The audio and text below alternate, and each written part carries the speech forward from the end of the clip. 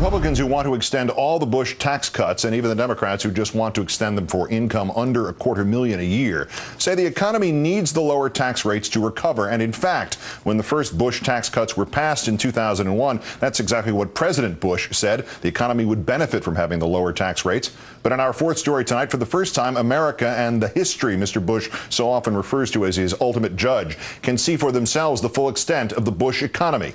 In a Countdown exclusive, we've been given access to a story appearing online tonight at tax.com, authored by a friend of this show, Pulitzer Prize-winning tax reporter Cay Johnston, who joins us presently. His story, the first look at a full economic data set from 2008, the portrait of the Bush economy, is now complete. In 2001, when President Bush passed the first of his package of tax cuts valued then at more than $1 trillion, he talked about how they would help to grow an economy that was then in recession. My plan is good for the long-term health of our economy. It is good for the businesses that create jobs. This tax relief helps all taxpayers. It especially helps those at the low end of the economic ladder. It helps American workers by letting them keep more money and it helps small businesses so that family-owned restaurants and startup software companies can hire more workers and provide more jobs for Americans. Helps American workers, helps small businesses, provide more jobs. 9 hard years later, the verdict is in. The average American taxpayer made less adjusted for inflation in 2008 than in 2000. The average income in 2000 was more than $61,000. In 2008, after the Bush tax cuts had several years to help American workers, $58,000. In only 2 years during the Bush administration, at the height of the housing boom, 2006 and 2007, did Americans make more than they did in the last year of the Clinton administration. How much more? $500 more in 2006, $1,500 more in 2007. Those gains more than wiped out after the housing bubble burst thereafter.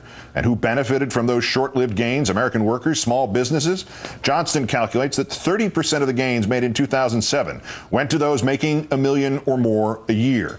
All told, Americans took home $2.74 trillion less during the Bush years than they would have if salaries had stayed stuck where Clinton left them. On an individual level, if the average American's wages, adjusting for inflation, stayed exactly where Bill Clinton left them, they would have made almost $50 more a week, $21,000 more over the whole 8 years.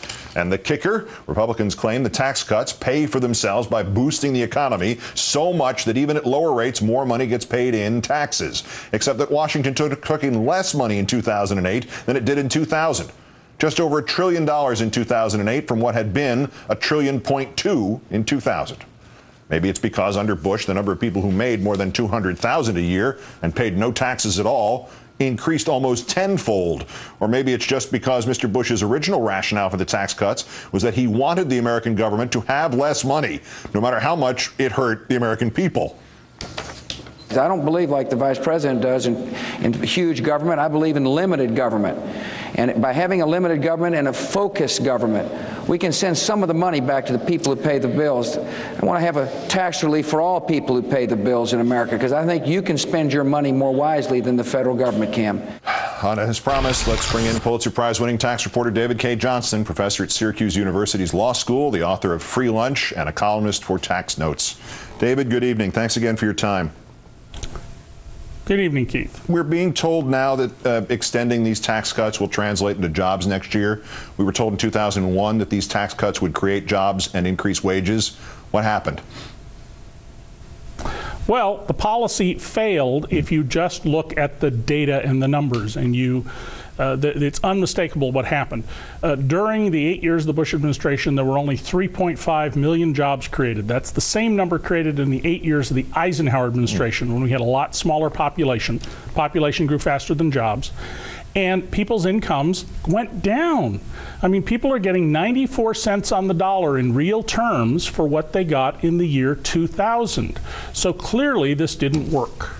But even if the job creation promise failed and income did not go up and that promise failed, were not people at least better off because, as Mr. Bush liked to say, they got to keep more of their own money? Well, there are two groups of people principally who were better off because of this.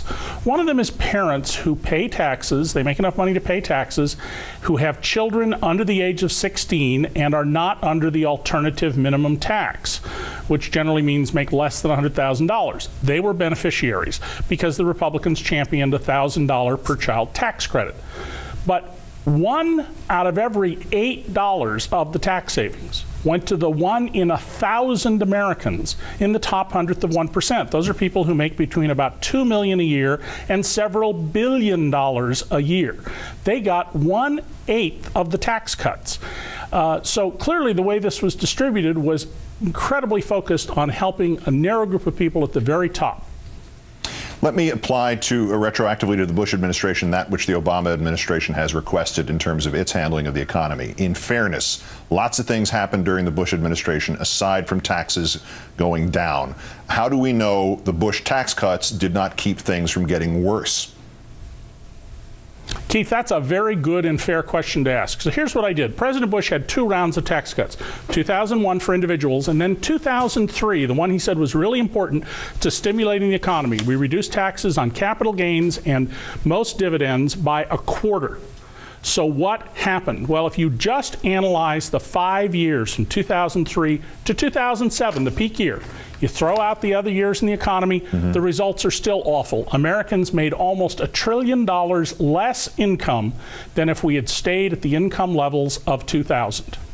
So the last point leads back to today. Why exactly is there any debate over whether the richest people in America should pay 35% or 39% on their income above $250,000 when so many of them don't seem to be paying any percent on any taxes at all?